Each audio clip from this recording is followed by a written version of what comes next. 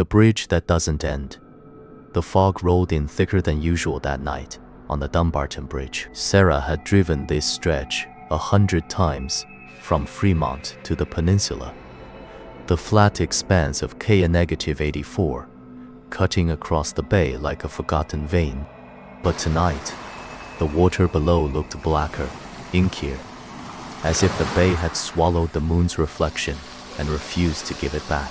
Her high beams sliced through the mist in weak cones, illuminating only the guardrails and the dashed yellow lines that seemed to pulse faintly with each tire rotation.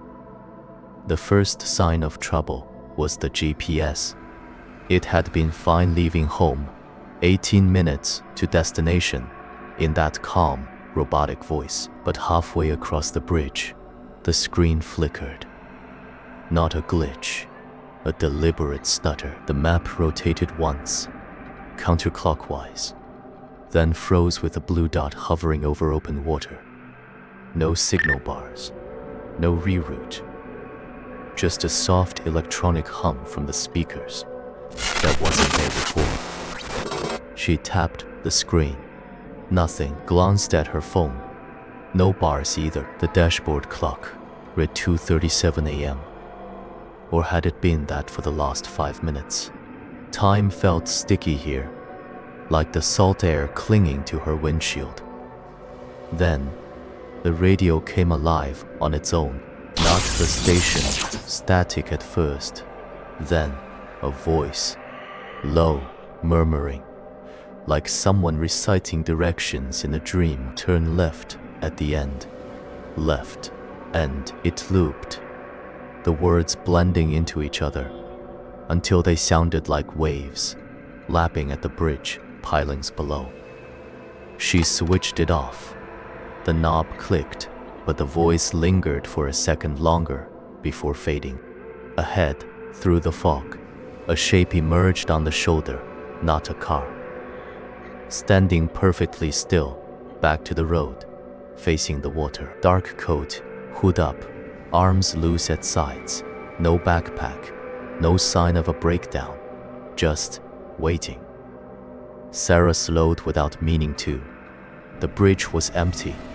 No oncoming lights, no taillights ahead. Her tires hummed over the expansion joints, a rhythmic thump, that matched her heartbeat. As she drew closer, the figure turned, slowly, face hidden in shadow. But something about the posture felt wrong, too rigid, like a mannequin propped up for a prank. It raised one arm, thumb out, hitchhiking. She should have kept going. Bridges aren't for stopping. But the fog thickened, and the end of the bridge, usually visible with a distant glow of Menlo Park, was swallowed in white. Her foot eased off the gas. The car rolled to a stop. The door locks clicked up. All of them. The figure approached. No footsteps audible over the wind. But she felt the vibration through the chassis, a subtle shift, like the bridge itself was tilting. The passenger door opened with a soft pop, and it slid in. The smell hit first, brackish water and something metallic, like rusted chains dredged from the bay bottom. It didn't buckle up, didn't speak, just sat, hood still up, hands in lap. The face, when she dared a glance, was pale, features blurred as if smudged by wet fingers, eyes like dark wells, reflecting her dashboard lights back at her in tiny distorted pinpricks. Sarah's hands trembled on the wheel. She accelerated gently, the engine whining higher than it should. The fog pressed in, reducing visibility to 10 feet. The guardrails loomed closer, the water below whispering against the pilings. The hitchhiker moved then, one hand lifted, pointing ahead, finger extended, nail long and chipped, scraping lightly against the dashboard vent. A faint frost bloomed where it touched. Not cold enough to see her breath, but enough to make her skin prickle. At what should have been the end of the bridge, the fog parted just enough to reveal more bridge. No off-ramp, no city lights, just the same stretch repeating. Guardrails, dashed lines, pilings, vanishing into black water. The GPS screen flickered back on. The blue dot was moving backward, toward Fremont again. The radio whispered, "Turn left at the end. Left end." She glanced in the rear view.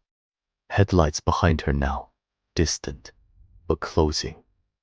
A single pair, high and wide, like a truck, but no engine roar, just the lights, gaining steadily, their beam cutting through the fog like knives. The hitchhiker turned its head toward her, neck craning too far, 180 degrees without the body moving. The blurred face leaned in closer.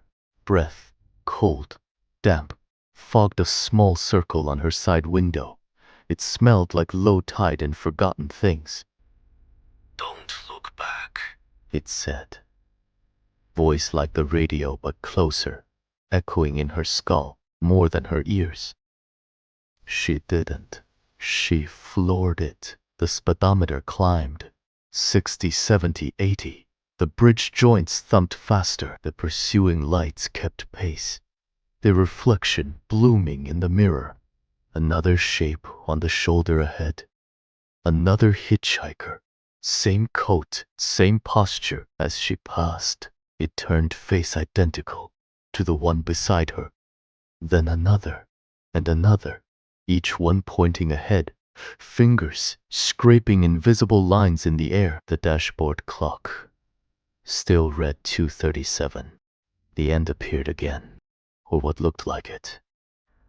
Fog parting to reveal the same repeating span. The GPS looped, the radio looped. The lights behind closed to within feet, their glare filling the cabin. The hitchhiker reached over, hand on her arm now, icy grip through her sleeve, fingers tightening just enough to numb the muscle. "Turn left," it whispered. She jerked the wheel. Not left, right, toward the guardrail. The car scraped metal, sparks flying. The bay rushed up, but instead of water, she hit pavement. Solid ground. The fog lifted suddenly, and she was back on K-84, approaching the bridge from Fremont side again. Engine humming normally, GPS recalculating. 18 minutes to destination. The passenger seat was empty. No smell, no frost. But in the rear view, as she crossed onto the bridge once more, she saw them, shapes on the shoulder, one after another, all turning to watch her pass. Thumbs out, faces blurred and far behind, those high headlights flickering on. She keeps driving now. Has to. Because if she ever really stops, pulls over, turns off the engine, she knows the door locks will pop up again, and this time, the bridge won't let her off.